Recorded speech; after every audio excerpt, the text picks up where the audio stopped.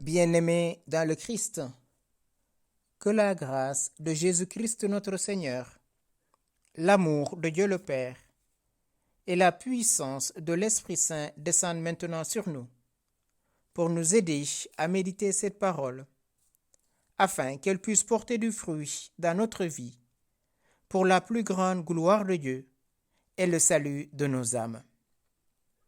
En ce 25e dimanche du temps ordinaire de l'année C, j'aimerais méditer avec vous l'Évangile de Jésus-Christ selon saint Luc, au chapitre 16, du verset 1 au verset 13. En ce temps-là, Jésus disait à ses disciples: Un homme riche avait un gérant qui lui fit dénoncer comme dilapidant ses biens. Il le convoqua et lui dit: Qu'est-ce que j'apprends à ton sujet? Rends-moi les comptes de ta gestion, car tu ne peux plus être mon gérant. Le gérant se dit en lui-même: Que vais-je faire, puisque mon maître me retire la gestion? Travailler la terre, je n'en ai pas la force. Mendier, j'aurai honte. Je sais ce que je vais faire pour qu'une fois renvoyé de ma gérance, des gens m'accueillent chez eux. Il fit alors venir un par un ceux qui avaient des dettes envers son maître. Il demanda au premier: Combien dois-tu à mon maître?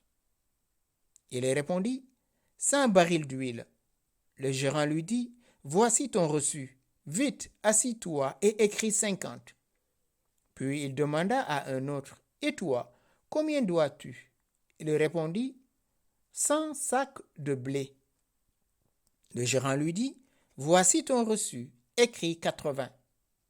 Le maître fit l'éloge de ce gérant malhonnête, car il avait agi avec habileté. En effet, les fils de ce monde sont plus habiles entre eux que les fils de la lumière. Eh bien moi, je vous le dis, faites-vous des amis avec l'argent malhonnête, afin que le jour où il ne sera plus là, ces amis vous accueillent dans les demeures éternelles. En ce temps-là, Jésus disait à ses disciples: Celui qui est digne de confiance dans la moindre chose est digne de confiance aussi dans une grande. Celui qui est malhonnête dans la moindre chose est malhonnête aussi dans une grande.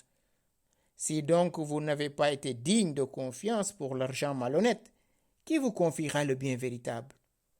Et si pour ce qui est à autrui, vous n'avez pas été digne de confiance, ce qui vous revient, qui vous le donnera? Aucun domestique ne peut servir de maître. Ou bien il haïra l'un et aimera l'autre, ou bien il s'attachera à l'un et méprisera l'autre. Vous ne pouvez pas servir à la fois Dieu et l'argent. Bien-aimés dans le Christ, dimanche dernier, nous avions médité ces 3 paraboles de la drachme perdue, de cette brebis perdue et de cette parabole dite de l'enfant perdu, de l'enfant prodigue. À travers ces paraboles, Jésus nous montrait que le Père attend une chose: la conversion des pécheurs que nous sommes. Il y a plus de joie dans le ciel pour les anges qu'un pécheur qui se convertisse. C'est ça la joie des anges, c'est ça la joie du Père.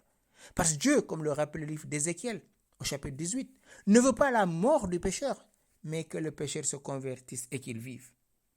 Et aujourd'hui, Jésus dit à ses disciples cette parabole de cet homme riche qui avait un gérant qui lui fut dénoncé comme dilapidant ses biens. Et cet homme, pourquoi Jésus nous donne l'exemple de cet homme riche? Cet homme riche, c'est le Père. À chacun de nous est confié des talents.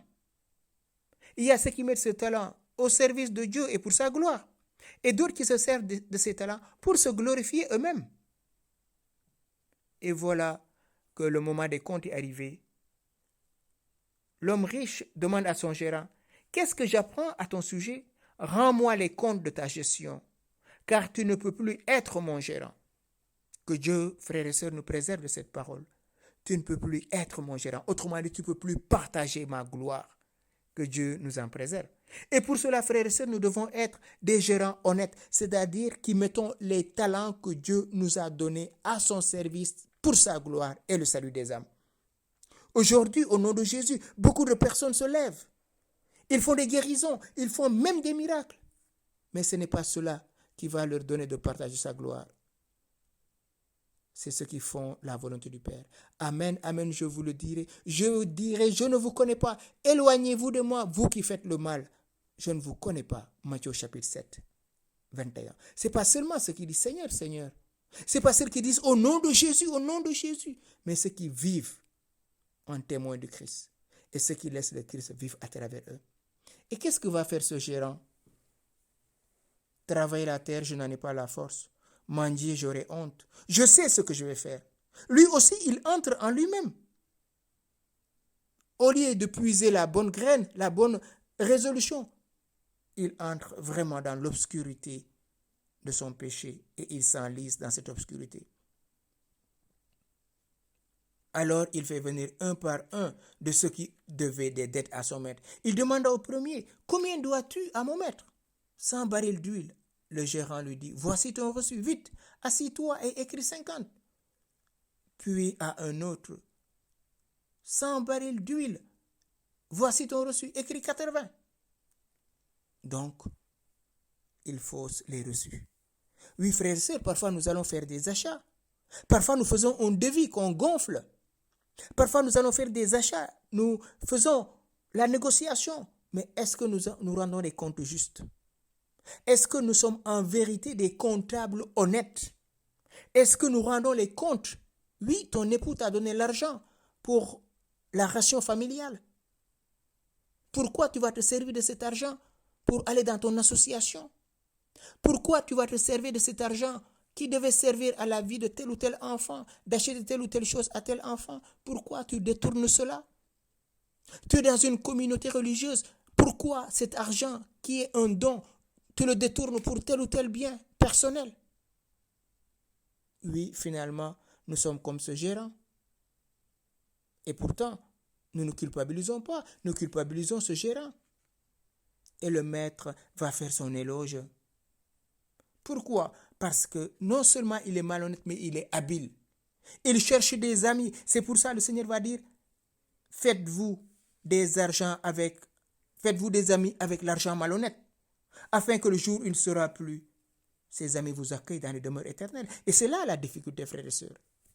On se fait des amis avec de l'argent malhonnête. C'est facile d'aller draguer une femme et lui donner beaucoup d'argent en laissant sa propre femme et ses enfants mourir de faim ou dans le dénuement. C'est facile de détourner l'argent public et d'en faire ce qu'on en veut, d'être le plus gentil de partout. Mais est-ce que c'est cela qui nous sauve? Non. Ce qui nous sauve, c'est la vérité. Et c'est pour cela que le Seigneur dit, celui qui est digne de confiance dans la moindre chose est digne de confiance aussi dans une grande. Nous voulons être dignes de confiance, mais est-ce que nous faisons confiance aux autres? Est-ce que nous acceptons, comme le père de l'enfant prodigue, de lui donner sa part d'héritage, même si nous savons qu'il va dilapider cet argent? Ou nous avons peur et nous mettons partout des systèmes de sécurité? Qui parmi nous va laisser son trésor à la portée de tous? Jamais. Nous le mettons dans un coffre-fort. Oui, si nous sommes dignes de confiance dans de petites choses, Dieu nous confiera de plus grandes. Si nous sommes capables de mettre nos talents pour la gloire de Dieu, Dieu continuera de fructifier ses talents. Mais si nous ne sommes pas capables, nous ne pouvons pas reconnaître ses talents chez les autres. Et nous les jalousons, et nous nous comparons, et nous mentons, et nous tuons. Oui, frères et sœurs, l'argent mal acquis ne profite guère.